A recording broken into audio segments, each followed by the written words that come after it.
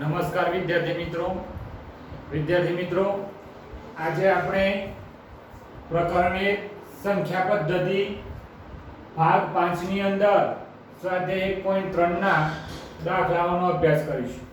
એમાં પહેલો અને બીજો પ્રશ્ન આપણે શીખી ગયા છીએ। આજે આપણે ત્રીજો પ્રશ્ન છે કે p પૂર્ણાંક હોય, q શૂન્યેતર પૂર્ણાંક હોય તેવા p/q સ્વરૂપમાં નીચેની સંખ્યાઓ દર્શાવો। तो अहीं आपणे संख्या आपेली छे, आपणे खबर छे कि आ संख्या अनंत आवृत छे, एने आपणे p/q स्वरूपमां दर्शावी छे, बराबर। तो हवे आपणे आ x धारी लईए कि x बराबर 0.6 आने आपणे समीकरण 1 कहीशुं, परिणाम 1।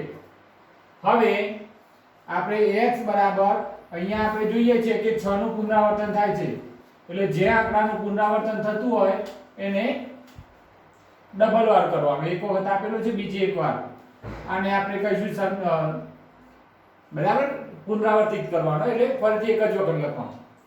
હવે આપણે જોઈએ કે એક આંકડાનું પુનરાવર્તન થાય છે, ધ્યાન રાખજો બરાબર કે અહીંયા 6 એકલાનું પુનરાવર્તન જેના ઉપર લીટી કરેલી હોય આ રીતે 12 તો એ જ આંકડાનું પુનરાવર્તન થાય છે।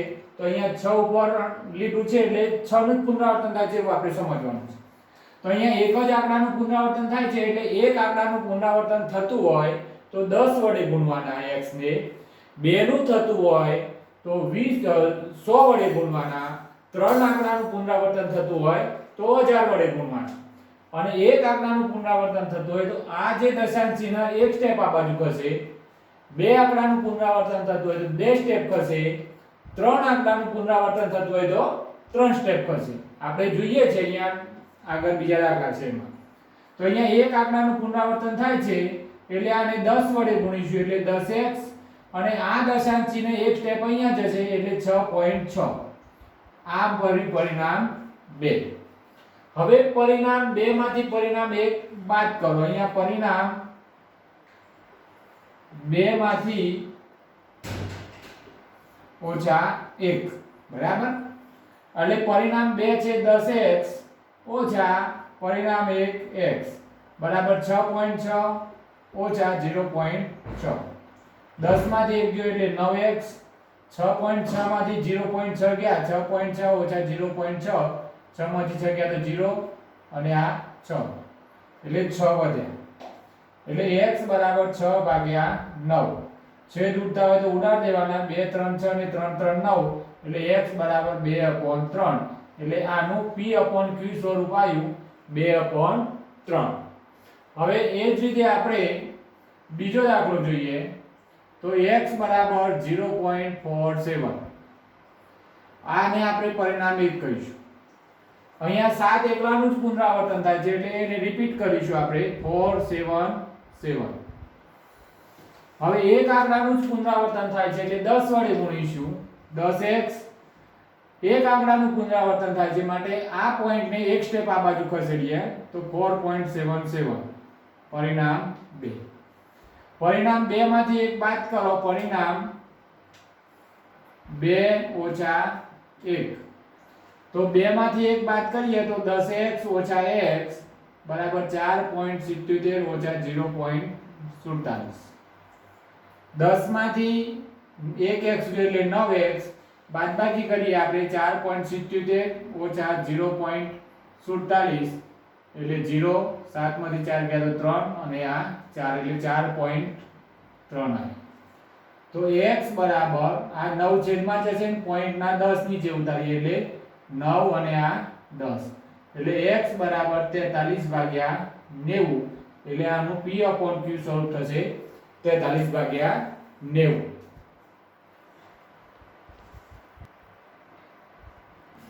હવે ત્રીજો દાખલો છે 0.001।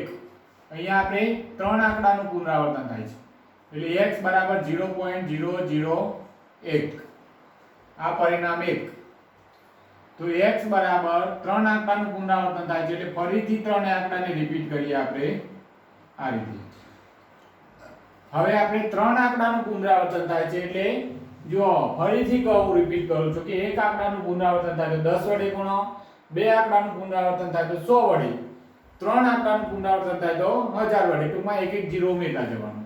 અહીંયા 3 આંકડાનું પુનરાવર્તન થાય છે એટલે 1000 વડે ગુણીએ એટલે 1000x અને આ પોઈન્ટ 3 સ્ટેપ આ બાજુ ખસેડવાનું એટલે આ અહીંયા આવશે એટલે 1.001 આવું થાય. બરાબર.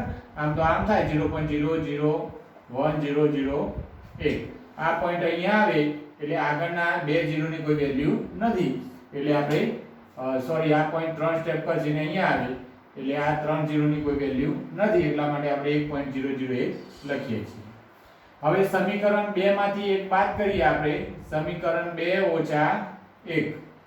તો સમીકરણ 2 છે 1000x ઓછા x બરાબર 1.001 ઓછા 0.001.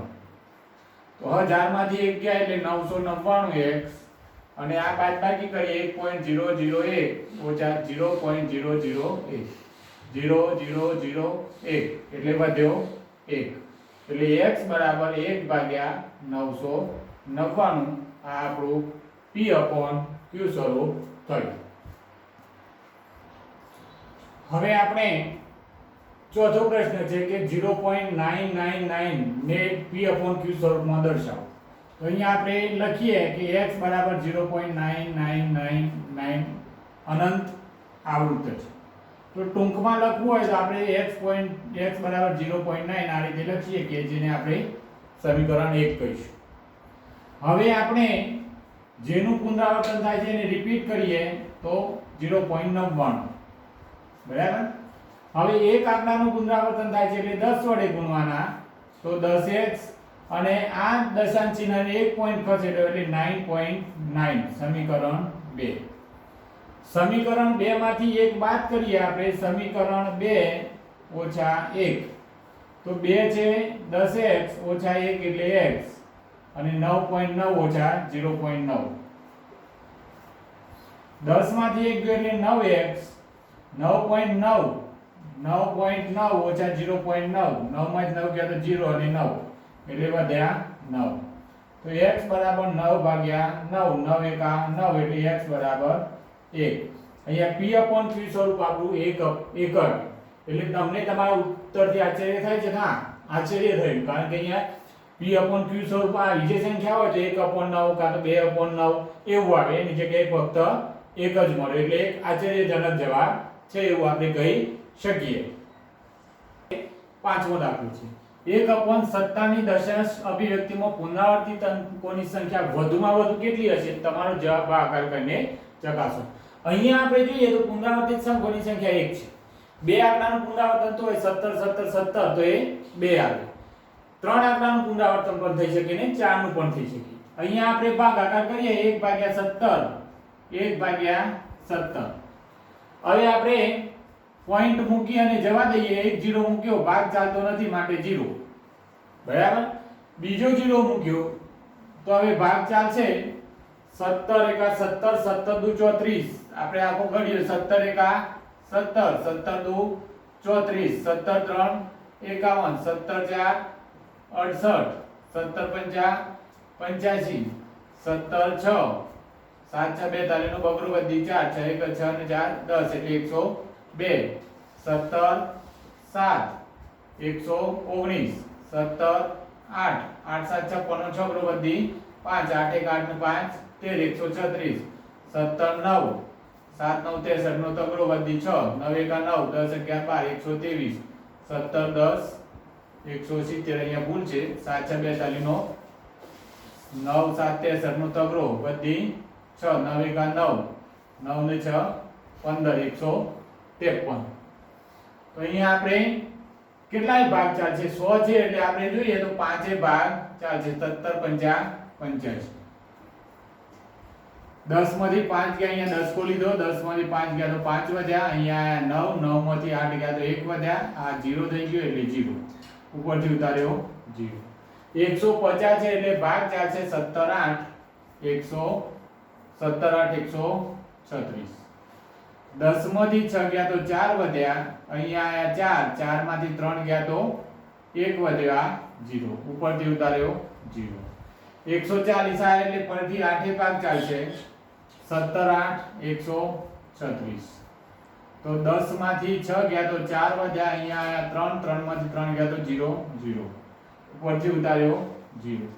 40 આવ્યા એટલે બે ભાગ ચાલશે, 17 દુ 34, 40 માંથી 34 ગયા તો 6 વધ્યા, ઉપરથી ઉતાર્યો 0. હવે 60 આવ્યા તો ભાગ ચાલશે, 17 ત્રણે ચાલશે, 17 3 51, 9 વધ્યા, બરાબર. એ 60 માંથી 51 ગયા તો ઉપરથી ઉતાર્યો 0. 90 આવ્યા તો 17 પાંચે ચાલશે, ભાગ 17 5 85, 5 વધ્યા, ઉપરથી ઉતાર્યો 0. 50 આવ્યા તો બે ભાગ ચાલશે, 17 દુ 34, કેટલા વધશે તો 10 માંથી 6 ગયા તો 4, અહીંયા 4 વધ્યા, 4 માંથી 3 ગયા તો 1, ઉપરથી ઉતાર્યો 0. 160 આવ્યા તો 17 9 5 ચાલશે, ભાગ 17 9 153, 10 માંથી 3 ગયા તો 7 વધ્યા, અને આ 5 0 0, ઉપરથી ઉતાર્યો 0. 70 આયા એટલે 17 4 68 ભાગ ચાલશે, 70 68, તો કેટલા વધ્યા, 2 વધ્યા, ઉપરથી ઉતાર્યો 0. તો 17 એકા 17 ભાગ ચાલશે, 20 માંથી 17 ગયા તો 3, ઉપરથી ઉતાર્યો 0. 17 એકા 17 ભાગ ચાલશે, 30 માંથી 17 ગયા એટલે વધ્યા 13, ઉપરથી ઉતાર્યો 0. હવે આપણે 130 આવ્યા તો 130 એટલે 17 સાથે ચાલશે, 17 7 119, 30 માંથી 19 ગયા તો 11 વધ્યા 0, ઉપરથી ઉતાર્યો 0. હવે 110 છે એટલે આપણે ભાગ ચાલશે, 17 6 102, 8 વધ્યા, ઉપરથી ઉતાર્યો 0. હવે 8 વધ્યા 80 આયા એટલે ભાગ ચાલશે, 17 4 68, બરાબર. તો કેટલા વધ્યા, 10 માંથી 8 ગયા તો 2 વધ્યા, અહીંયા 7 માંથી 1 120 આયા. હવે 120 એટલે ભાગ ચાલશે, 17 7 119, 1 વધ્યો 0, ભાગ ના ચાલવા માટે 0, બીજો 0, 100 આવી ગયા છે. એટલે આપણે આ 0 હતો ફરીથી 0 આવ્યો, એટલે આ જ રીતે પુનરાવર્તન હવે થશે. એટલે આપણે કહી શકીએ અહીંયા આપણે કે ભાઈ કેટલી વધુમાં વધુ કેટલી સંખ્યા છે, તો આટલા સુધી છે, બરાબર. 1 2 3 4 5 6 7 8 9 10 11 12 13 14 15 ને 16 સંખ્યાઓ છે. આને આપણે આ રીતે લખી શકીએ, 1/17 બરાબર 0.058 8 2 3 52 94 11 76 47, આટલા અંકોનું પુનરાવર્તન અહીંયા થાય છે એવું આપણે કહી શકીએ. એટલે વધુમાં વધુ અંકોની સંખ્યા, તો અંકોની સંખ્યા, પુનરાવર્તિત અંકોની સંખ્યા કેટલી, તો આપણે ફરીથી ગણીએ, 1 2 3 4 5 6 7 8 9 10 11 12 13 14 15 16 થઈ. પ્રશ્ન છે છઠ્ઠો કે જેમાં P અને Q ને એક સિવાયનો કોઈ સામાન્ય અવયવ ન હોય, એટલે બંને અવિભાજ્ય હોય, ઉપર અને નીચે બંને, અથવા કાં તો ગમે તે એકબીજાનો અવયવ ના હોય, જેનો ગુસા એક હોય એવું કહી શકીએ. જેની દશાંશ અભિવ્યક્તિ શાંત હોય તેવા સ્વરૂપના સમય સંખ્યાના કેટલાક ઉદાહરણ લો. પહેલા તો આપણે આટલું કહીએ કે કેટલાક ઉદાહરણ લઈએ આપણે કે જેને અંશ અને છેદમાં સામાન્ય અવયવ ના હોય એક સિવાય, એટલે 2/15 લઈ શકાય. 2 ના અવયવ થાય 2 એકા 2 અને 15 ના 3 5 15, એટલે સામાન્ય અવયવ કોઈ નથી. આ એક ઉદાહરણ લીધું આપણે. ચલો હવે બીજું એક ઉદાહરણ લઈએ, 7/10, ગમે તે લઈ શકો. હવે ત્રીજું એક ઉદાહરણ લઈએ, કારણ કે અહીંયા શું કહે છે, અભિવ્યક્તિ શાંત હોય. શાંત ક્યારે હોય કે નીચેની સંખ્યા 2 અથવા અહીંયા આપણે ભૂલ થઈ છે, 2 ભાગ્યા 15 માં એ 7 નહીં આવે એટલે અહીંયા બદલવું પડશે, આપણે 5 જ રાખીએ, બરાબર. એટલે નીચેની જે q છે એ કાં તો 5 હોય કાં તો 2 હોય, અથવા 5 અને 2 10 હોય, ટૂંકમાં 2 હોય 5 હોય અથવા 10 હોય, બરાબર. એટલે આ બંનેનો ગુણાકાર હોય, એ સિવાયનો કોઈ અવયવ હોવો જોઈએ નહીં છેદમાં, તો જે શાંત બનશે. એટલે આપણે અહીંયા 5 અવયવ છે, અહીંયા 2 અને 5 છે, તો આપણે બીજી કોઈ સંખ્યા લઈએ 8 ભાગ્યા આપણે 20 લઈએ છીએ, બરાબર. 8 ભાગ્યા ચલો 15 ભાગ્યા 20 લઈએ છીએ, તો અહીંયા પણ 5 અને 4 અથવા આપણે લઈએ 9 ભાગ્યા 20. એટલે કોઈ સામાન્ય અવયવ નથી, એ શરતનું પાછું પાલન કરવું પડશે ને, કારણ કે આપણે જો 15 લઈએ તો 5 સામાન્ય અવયવ થઈ જાય બંનેમાં, બરાબર. એટલે સામાન્ય અવયવ નથી એ શરતનું પાલન કરવા માટે આપણે 9/20 લીધા. 9 ના અવયવ 3 3 9 અને આના 2 2 4 25, એટલે કોઈ સામાન્ય અવયવ નથી. આમાં આના અવયવો 7 1 7 અને આના 5 2 10, એટલે કોઈ અવયવ સામાન્ય નથી. હવે આપણે આને શું કરવાનું છે, આ કેટલાક ઉદાહરણ લો. શું તમે અનુમાન લગાવી શકો છો કે q એ કયા ગુણધર્મનું પાલન કરવું જોઈએ? જો આ 7 દશાંશ, બરાબર, તો આપણે એને જોઈએ તો છેદની અંદર શું છે, તો અહીંયા આપણે છેદની અંદર q બરાબર 5 છે. આની અંદર અવયવ પાડો તો 7 અને 5 ગુણ્યા 2, તો અહીંયા q બરાબર શું છે, 5 ગુણ્યા 2 છે. અહીંયા આપણે આ ના અવયવ પાડીએ તો 2 2 4 25, એટલે અહીંયા q બરાબર 2 નો વર્ગ ગુણ્યા 5 છે. એટલે આપણે કયા ગુણધર્મનું પાલન કરવું જોઈએ? તો q કેવો હોવો જોઈએ? q બરાબર એ કાં તો 5 હોવો જોઈએ, કાં તો 2 હોવો જોઈએ, અથવા 5 અને 2 બંને હોવા જોઈએ. આપણે ચોથું ઉદાહરણ ખાલી 2 વાર પણ લઈ શકીએ કે 7 ભાગ્યા 2, તો અહીંયા આ ના અવયવો 7 એકા 7 અને 2 એકા 2, એટલે એક સિવાય કોઈ સામાન્ય અવયવ નથી, એટલે અહીંયા q બરાબર છે 2.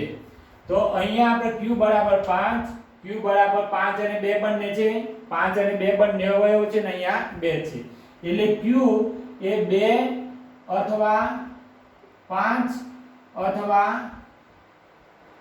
2 અને 5 બંને અવયવ હોય એવું આપણે કહી શકીએ. કે શું તમે અનુમાન લગાવી શકો છો કે q એ કયા ગુણધર્મનું પાલન કરવું જોઈએ?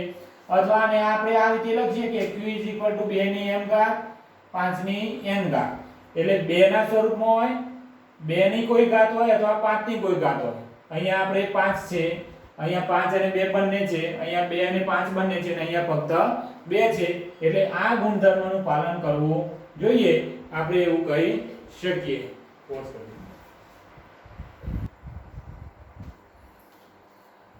અહીંયા આપણે સાતમો દાખલો છે કે જેની દશાંશ અભિવ્યક્તિ અનંત અને અનાવૃત હોય તેવી ત્રણ સંખ્યાઓ લખો. તો અનંત અનાવૃત હોય એવી ત્રણ સંખ્યાઓ લખવાની છે. તો આપણે પહેલી સંખ્યા લખીએ 0.10 100 1000 1000 આ રીતે આગળ વધારી શકીએ. બીજી ગમે તે લખીએ 50 500 5000 50005, ટૂંકમાં જે સંખ્યા લો 1 0 પછી 2 0 3 0 આ રીતે લખી શકવાનું. આ બીજી સંખ્યા. ત્રીજી સંખ્યા છે 0.70 700 7000 આ રીતે આપણે લખી શકીએ. એકદમ સરળ વસ્તુ છે. હવે આઠમો દાખલો છે સમય સંખ્યા 5/7, એટલે આ 5/7. હવે બીજી છે 9/11.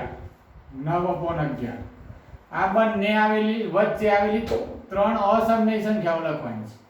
તો પહેલા તો આપણે 5/7 નો ભાગાકાર કરવો પડે. તમે ભાગાકાર કરી અને જવાબ મેળવી શકો. આ 0 પોઈન્ટ મૂકી અને 0 70 70 49 1 0 7 1 7 3 0 7 4 28 2 0 7 2 14 6 0 7 6 42 70 70 7 8 56 4 0 7 5 35 5 વધ્યા એટલે 50 આવી ગયા 50 હવે 70 49 એટલે આટલું પુનરાવર્તન થાય એટલે આપણે આ રીતે લખી શકીએ 71 42 85 બરાબર હવે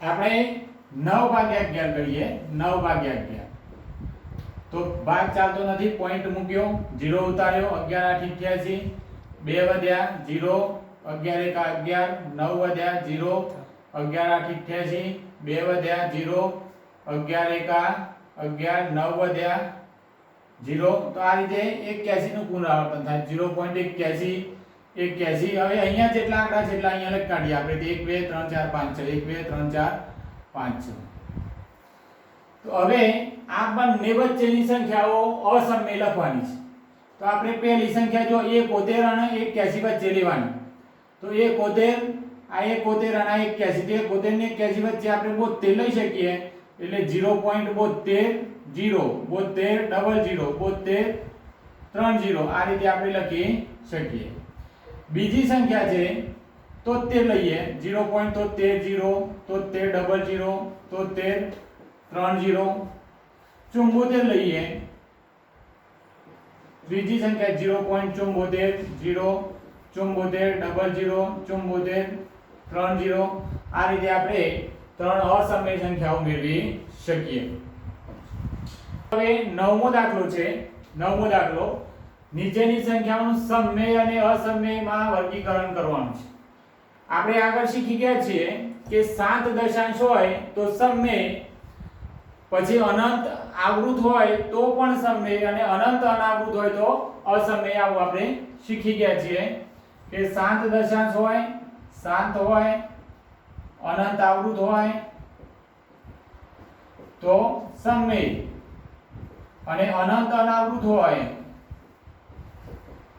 તો અસમય આ નિયમનો ઉપયોગ કરી અને આપણે આનું સમય અસમયમાં વર્ગીકરણ કરવાનું છે તો આપણે જોઈએ તો 25 નું વર્ગમૂળ નીકળે છે 5 એટલે 5 કેવી છે 7 છે હવે આગળ એનો કોઈ પુનરાવર્તિત થતી નથી એટલે 7 દશાંશ 225 નું વર્ગમૂળ આપણને ખબર છે 15 એટલે એ પણ કેવી છે 7 આપણે આગળ શીખી ગયા છે જેનું વર્ગમૂળ નીકળતું હોય એ 7 અને એનું મૂળ ના નીકળતું હોય તે અસમય કહેવાય બરાબર વર્ગમૂળ નીકળતું હોય તો 7 7 છે એટલે સમય છે આપણે અહીંયા લખી શકીએ કે સમય આ સમય ચલો અહીંયા આપણે કેવી છે તો 7 દશાંશ છે પુનરાવર્તન થતું નથી 7 દશાંશ છે માટે સમય છે 7 દશાંશ છે માટે સમય છે અહીંયા પુનરાવર્તન થાય છે તો એ અનંત આવૃત છે બરાબર અહીંયા 47 84 અહીંયા જો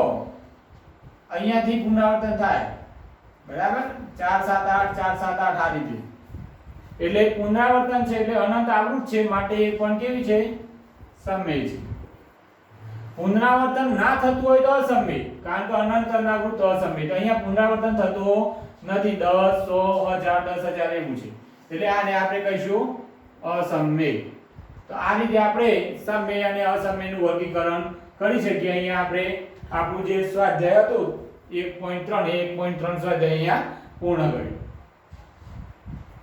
અહીંયા આપણે એક ભૂલ થઈ છે અહીંયા વર્ગમૂળમાં 25 નથી પણ વર્ગમૂળમાં 23 છે એટલે આપણે જરા સુધારવાનું છે અહીંયા વર્ગમૂળમાં 23 છે હવે 23 નું વર્ગમૂળ ના નીકળે એટલે એ સંખ્યા કેવી થશે અસમય થશે બરાબર રકમના આધારે આમ તો જે રૂટ 25 લખ્યું હોય તો એ સમય છે પણ આપણી બુકની અંદર રૂટ 23 છે એટલે આપણે 23 લીધું બરાબર એટલે અસમય છે એટલે એ ભૂલ પણ સુધારી દેજો તમે